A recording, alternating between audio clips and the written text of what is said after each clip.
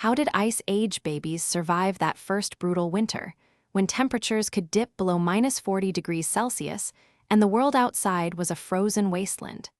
The answer isn't a single miracle, but a network of human strategies that turned newborns from helpless bundles into members of a tightly knit survival unit. First, the very act of giving birth was rarely a solitary event. Archaeologists have uncovered repeated patterns of birth pits in sites such as the Dolny Vestana settlement in the Czech lands, where several women seem to have died shortly after delivering. Their bodies are clustered with the remains of infants, suggesting that childbirth was a communal affair, with experienced women, what we would call midwives, assisting the laboring mother. These midwives weren't magical healers. They were simply the oldest women in the group. Their knowledge built on years of observing the cycle of pregnancy, the timing of menstrual bleeding, and the signs of a safe delivery. Scientists believe that this knowledge was passed down orally, a kind of living handbook that included when to move the birthing mother into a warmer part of the shelter, how to keep the newborn's head covered, and which plant fibers could be used as makeshift swaddles. Once the baby entered the world, the next challenge was keeping it warm. The Ice Age night could feel like a freezer door slamming shut. Evidence from hearth sites in the Kostenki and Pavlov caves shows that families built a warm zone around the fire, often laying thick animal hides on the ground and using them as a cradle.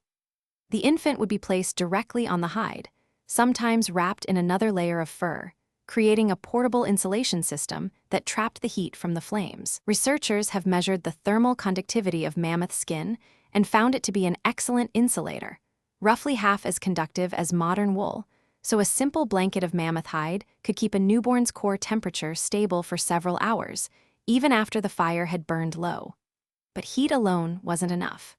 The communal structure of Ice Age groups meant that several adults would take turns holding the baby, rotating them out of the fire's direct glare to prevent overheating while still maintaining contact. This baby watch system reduced the risk of hypothermia and also allowed mothers to rest and recover, which is critical for milk production. Stable lactation is a cornerstone of infant survival. Isotopic analysis of dental enamel from Upper Paleolithic children shows a diet heavily weighted toward milk and dairy fats, indicating that mothers were able to produce enough milk thanks to the support of the group. When illness struck, a common occurrence in cramped, smoke-filled shelters, the same communal network came into play. Skeletal remains with signs of healed fractures or rickets reveal that groups cared for the sick over long periods. In the case of infants, mothers would apply crushed birch bark, known for its astringent properties, to minor cuts, and would massage the baby with warmed animal fat to improve circulation. While we lack direct written records, experimental archaeology demonstrates that these simple remedies could reduce infection risk, buying precious time until the child's immune system matured. Finally, the role of the elders cannot be overstated. In sites like the Lascaux Cave, the concentration of ochre and carved figurines near sleeping areas suggests that older individuals oversaw the ceremonial aspects of birth and early childcare, reinforcing social bonds that kept the entire group cohesive during the harshest months. By sharing stories, songs, and practical tips, the elders turned the act of raising an infant into a cultural ritual, embedding survival strategies into the very fabric of Ice Age life. So, the next time you picture a tiny baby shivering in a glacial wind, remember that they were cradled in layers of mammoth hide, soot-kissed firelight, and the collective care of an entire community. An ancient, yet remarkably modern, system of survival. How could a hunter who spent weeks on the tundra keep his fingers from turning into ice cubes? The answer isn't a fancy fur coat or a portable heater. It's right inside his own skeleton. Archaeologists have long noticed that the long bones of Upper Paleolithic humans from cold climate sites often contain unusual shallow depressions and enlarged medullary cavities. For a long time, those features were dismissed as post-mortem damage, but recent micro-CT scans and experimental work suggest a very pragmatic purpose: natural heat storage. When a person moves, muscle contractions generate heat, and that heat travels through blood vessels that hug the inside of the bone.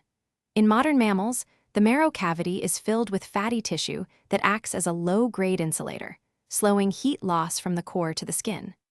In the cold-adapted groups of the last glacial maximum, the marrow was gradually replaced by a denser, more vascularized tissue that could hold a larger volume of warm blood. over generations. Natural selection favored individuals whose bones showed expanded cavities because they could retain core temperature longer during long hunts or while sleeping in shallow shelters. Experimental reconstructions of Neanderthal femurs, for example, show that a cavity up to 15% larger than that of a warm climate contemporary could retain up to 300 joules of heat during a 6-hour period of inactivity. That's enough to keep the tips of the fingers and toes from dropping below the critical 5 degrees Celsius threshold that leads to frostbite. The pockets are not hollow air-filled chambers, but vascular sinuses filled with blood-rich tissue that acts like a built-in heat bank. Scientists also point to ethnographic analogs. Modern Arctic hunters often wrap the lower legs in extra layers of skin and fat, effectively using their own body's insulation. The bone modifications we see in the fossil record are simply the ancient version of that strategy, hard-wired into the skeleton. So, when you hear a story about a hunter carving a heat-storing pocket into his bone, it's not a myth or a mystical ritual. It's a subtle biological adaptation that let Ice Age humans stay warm long enough to track a mammoth across the frozen steppe, thrust a spear, and make it back to the fire-lit cave without losing a toe. How did a hunter-gatherer in a frozen steppe stop a gash before the word antibiotic even existed? The answer isn't a magic potion, but a toolbox of natural resources that ancient people learned to use through trial, observation, and a fair amount of luck. Scientists studying cut marks on mammoth bones, residues on stone tools, and the contents of prehistoric medicine pits have pieced together at least 5 remedies that were regularly employed to staunch bleeding, clean wounds, and reduce infection. First, the most ubiquitous bandage was bark. Strips of flexible birch or willow bark could be wrapped tightly around a wound, acting like a primitive gauze. The bark's natural tannins have mild astringent properties, which help contract tissue and slow blood flow. In the cold of the last glacial maximum, the bark was often harvested while still fresh, then left to dry in the sun to become more pliable and less likely to crumble. Second, plant sap, especially from conifers such as pine and spruce, served as a sticky sealant. When a wound was fresh, a hunter would scrape the resinous gum from a broken branch and smear it over the cut. The sap hardens quickly in sub-zero air, creating a waterproof coating that blocks bacteria and keeps the blood in. Modern chemistry confirms that pine resin contains resin acids that are mildly antimicrobial. Third, crushed charcoal was a common antiseptic. Charcoal's porous structure absorbs toxins and can trap bacteria. Archaeologists have found charred wood fragments mixed with animal fat in burial pits, suggesting that ancient peoples ground the charcoal into a powder, mixed it with grease, and applied the paste to deep lacerations. The charcoal also helps to form a scab more quickly, reducing exposure time. Fourth, the blood stopper derived from animal fats. After a successful hunt, the hunter would render the fat from the animal's liver and kidney, then heat it until it became a thick, oily paste. When applied to a wound, the fat creates a barrier that limits blood loss, while the lipids provide a mild anti-inflammatory effect. Experiments with recreated Paleolithic fat pastes show they can reduce bleeding by up to 30% compared with untreated cuts. Finally, the humble moss, particularly the soft, spongy kind that grows in damp caves, was used as a compress. Moss can hold a surprising amount of moisture, and when pressed onto a wound, exerts gentle pressure that encourages clot formation. Some moss species also produce phenolic compounds that inhibit bacterial growth. Cave sites in France and Spain have yielded layers of moss preserved alongside stone tools, implying intentional collection for medical use. Together, these 5 methods, bark bandages, pine resin, charcoal paste, rendered animal fat, and moss compresses, formed a surprisingly effective first aid system. They weren't sterile by modern standards, but the combination of physical barrier, pressure, and natural antimicrobial agents gave prehistoric people a fighting chance against infection long before the era of penicillin. How did early humans keep their meat from turning into a pile of mush before the next hunt? The answer isn't a stone-cold fridge, but the cool, damp interiors of the very caves they called home. When you step into a limestone shelter in the Alps or the Dordogne, the temperature hovers a few degrees below the outside air, even on a summer day. That natural chill is the result of 2 simple physical processes: the high thermal mass of the rock and the constant flow of cold air through narrow entrances. Scientists have measured temperatures inside caves used by Upper Paleolithic peoples that stay between 4 and 10 degrees Celsius year-round, even when surface temperatures swing from -20 degrees in winter to 30 degrees in summer. Archaeologists have found evidence that these cool spots weren't just places to sleep. At sites like Les Catés in France and the Vindija Cave in Croatia, layers of animal bones show a pattern of selective butchering. The meat was stripped, cut into strips, and then laid on the stone floor or hung on low stalactites. The dry, cool air slowed bacterial growth, while the low humidity helped prevent mold. In some cases, tiny beads of fat, what we would call tallow, were intentionally smeared on the rock surface. The fat acted like a sealant, creating a thin water-repellent film that further reduced moisture and kept the meat from sticking to the stone. Even more clever, people used the natural cold traps formed by the cave's geometry. Where a passage dips down and then rises again, cold air pools at the lowest point, much like a refrigerator's cooling coil. By storing perishable cuts in these depressions, they could keep meat fresh for several days, a vital buffer when a hunt was scarce. Occasionally, they added a layer of bark or animal skins to insulate the meat from the cave floor, essentially making a primitive cooler. Evidence of these practices comes not just from the bones, but from the micro remains stuck to the rock. Microscopic analysis of residues on cave walls reveals traces of protein, fat, and even plant fibers that match the diet of the inhabitants. In some caves, tiny soot particles from nearby fire pits are intermingled with these food residues, suggesting that people would light a small fire just outside the storage niche to create a gentle, dry heat that evaporated excess moisture without raising the temperature enough to spoil the meat. So, while they didn't have electricity or compressors, early humans turned the very walls of their shelters into living refrigerators, exploiting the physics of stone and airflow. It was a low-tech, high-efficiency system that bought them crucial time between hunts, reduced waste, and gave them the nutritional edge needed to survive in a world where a single missed kill could mean starvation. How could a small band of people living on the edge of the last ice sheets possibly keep a saber-toothed cat from slipping into their sleeping pit at night? The answer many viewers jump to is they trained wolves as guard dogs. The truth is a bit more nuanced, and scientists are still piecing it together from bone marks, wear patterns on stone tools, and the occasional preserved canine skull. What we do know is that Upper Paleolithic groups in places like the Altai Mountains and the Iberian caves kept canids very close to their hearths. Isotopic analysis of wolf teeth from those sites shows a diet heavy in human refuse, bones, marrow, and even the occasional piece of cooked meat, suggesting a symbiotic relationship rather than a wild, independent pack. The animals weren't merely scavengers. Wear on their teeth matches the bite marks on the same large herbivore bones that humans processed, indicating they were fed the leftovers after the hunters had taken the prime cuts. From a practical standpoint, a tired, well-fed wolf is far less likely to wander off when night falls. Ethnographic analogs from Arctic Inuit and Siberian Evenki peoples demonstrate that a domesticated dog will bark at the slightest disturbance, alerting the camp to a predator's approach. In the fossil record, we see a spike in canine remains with healed fractures that match the kind of injuries a guard animal might sustain while wrestling with a large cat. But the idea of a night shift patrol as an organized, rotating guard schedule is still a hypothesis. Researchers have found evidence of small fire pits arranged in circles near cave entrances, and the spatial pattern of stone slabs suggests that people may have built low barriers to channel wolves toward the entrance. This would have given the canids a clear line of sight and a place to stand guard while the humans huddled under furs. When a saber-toothed cat, Smilodon or Homotherium, approached, the wolf's high-pitched howl would have triggered an immediate response.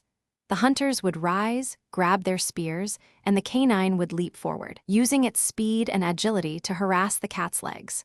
The combined effort could drive the predator away, or at the very least buy enough time for the tribe to retreat into the cave's deepest chambers. So, while we can't point to a written manual of wolf patrol duties, the convergence of dietary evidence, injury patterns on canid bones, and the strategic placement of hearths strongly suggests that early humans harnessed the natural instincts of wolves as a living alarm system.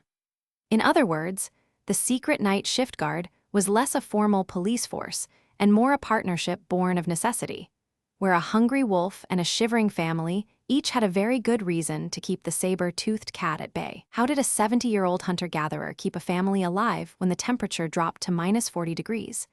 The answer lies in the surprisingly sophisticated role that the oldest members of Ice Age groups played. In every well-preserved site, from the mammoth-laden caves of Siberia to the open-air shelters of the Levant, archaeologists find evidence that elders were not simply retired individuals, but the true survival engineers of their bands. First, elders held the collective memory of seasonal cycles. Unlike younger members, whose brains were still wiring, older adults remembered the exact timing of snowmelt, the migration routes of reindeer, and the locations of deep drift snow shelters that could be sealed for weeks. This knowledge was transmitted through repeated storytelling, gestures, and the practical demonstration of building techniques. Experiments with reconstructed shelters show that a correctly angled pit, insulated with animal hides and packed snow, can maintain an internal temperature several degrees above the outside air, knowledge that only someone who had survived many winters could reliably pass on. Second, the physical strength of the young was balanced by the dexterity and experience of the old. Cutting a mammoth hide into usable sheets required a steady hand and a keen eye for grain, skills honed over decades.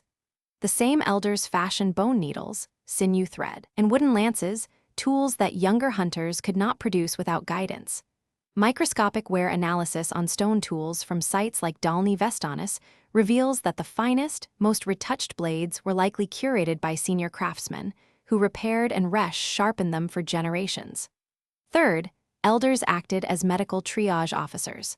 When a frostbite-induced wound turned gangrenous, the community needed someone who knew which plant poultices, such as willow bark rich in salicylic compounds, could reduce inflammation, and which bark ash could be used to dress a wound and deter infection.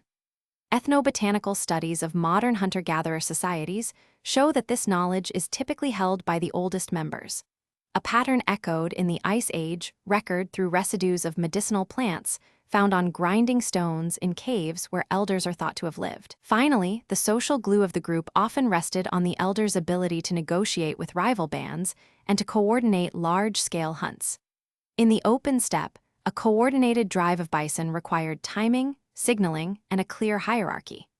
Older individuals, respected for their accumulated successes, could issue the signals, clap patterns, low-frequency vocalizations, that younger hunters could instantly interpret. This reduced the risk of chaotic chases that might scatter the herd and expose the group to predators. In short, the real survival engineers of the Ice Age weren't the strongest, but the wisest. Their deep reservoir of environmental knowledge, tool-making expertise, medicinal know-how, and social leadership turned a precarious band of hunters into a resilient community capable of thriving in an era when the world was a frozen, unforgiving landscape. Scientists today continue to piece together these roles from bone isotopes, wear patterns, and cave art, confirming that age was not a liability, but a critical asset in the ancient game of survival. How did people roaming the frozen steppe keep a fire alive while trekking for weeks across a landscape that seemed to be made of ice and wind? The answer lies in a surprisingly clever invention: portable fire bricks, or firestones, a low-tech solution that let Ice Age hunters carry a pocket of heat from one camp to the next. Archaeologists have uncovered clusters of compacted charcoal and ash, sometimes bound together with animal fat or plant resin, in sites ranging from the Siberian Yana River basin to the Beringian permafrost. These little bricks are not the product of modern engineering. They are the result of repeated, careful layering of embers that had been allowed to cool just enough to become semi-solid, then pressed into a dense, roughly rectangular shape. The process began with a small, well-protected fire, often a pit lined with stones to reflect heat. Once the flames subsided, the hunters would rake the glowing coals onto a flat surface, add a thin coating of melted bear or seal fat, and then press the mixture with a flat stone. As the fat cooled, it acted like a natural binder, holding the charcoal particles together. After a day or two of drying in the wind, the brick became hard enough to be wrapped in bark or animal skin and slung over the shoulder. When night fell on the open tundra, a single brick could be placed on a shallow pit or tucked under a hollowed log. The residual heat, often still above 40 degrees Celsius, radiated for several hours, providing enough warmth to stave off hypothermia while the group rested. Because the bricks retained heat long after the flame was out, They allowed hunters to travel farther from reliable fuel sources, knowing they could reignite a new fire by adding fresh kindling to the still glowing core. Experiments by experimental archaeologists have shown that a brick about the size of a modern brick can hold roughly 1 to 2 megajoules of thermal energy, enough to keep a small shelter at a survivable temperature for half a day. The trick was to keep the brick dry. Therefore, hunters stored them in waterproofed hide pouches, often lined with moss to absorb any condensation. These portable fire bricks also had a social function. In many sites, multiple bricks are found together, suggesting that families or small bands each carried their own warmth packets. When the group gathered around a larger communal fire, the bricks were reignited, spreading the heat quickly and reinforcing group cohesion. Scientists believe that the practice spread across the northern latitudes because it solved a fundamental problem: the scarcity of dry wood and the constant threat of wind-driven cold. The technique appears nowhere in warmer, forested regions, where fire could be tended more easily.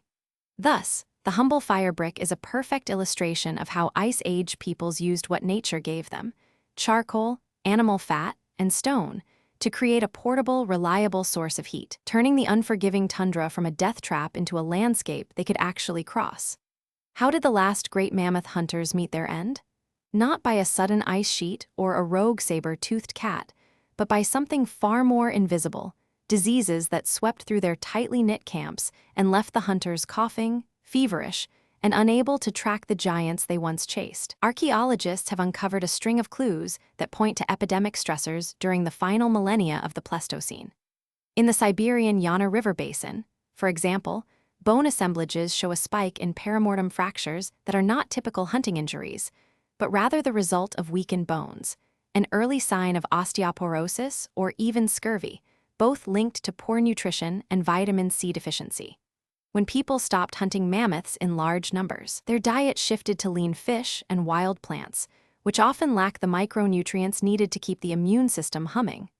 The most compelling evidence comes from ancient DNA recovered from a 12,000-year-old hunter buried at the Dolny Vestana site in the Czech lands. Researchers identified genetic markers for Yersinia pestis, the bacterium that caused later Black Death pandemics. While it remains a hypothesis, the presence of plague-related DNA suggests that a primitive form of bubonic plague could have erupted among these groups, spreading quickly through close-quarter living in caves and temporary shelters. Faced with a fever that made even the simplest task feel like climbing a glacier, these people turned to the only medical toolkit they had: knowledge passed down through generations. Charcoal from the hearth was ground into a fine powder and mixed with animal fat to create a poultice, a practice that modern scientists now recognize for its mild antiseptic properties. Willow bark, which contains salicin, the precursor to aspirin, was chewed to ease aches and reduce fever. In the frozen steppe, mosses rich in tannins were boiled into a tea that helped staunch bleeding from sores. Even more intriguingly, cave paintings in Chauvet and Lascaux show repeated motifs of elongated, serpentine figures. Some scholars argue these are not mythic beasts, but visual records of disease-causing parasites, perhaps leeches or lice, that infested the hunters' clothing and skin. By burning fresh spruce needles and placing the smoke inside their tents, they attempted to suffocate the parasites, an early form of fumigation that likely reduced the spread of skin infections. So while the mammoth itself vanished beneath a veil of climate change, it was the invisible onslaught of malnutrition, bacterial infection, and parasitic infestation that crippled the hunting bands. Their response: a blend of pragmatic plant chemistry, smoke therapy, and communal care, shows that even in the harshest Ice Age night, ancient humans were far from helpless. They fought disease with what they knew, and in doing so left a trail of clues for us to piece together the final chapter of the Mammoth Hunters saga.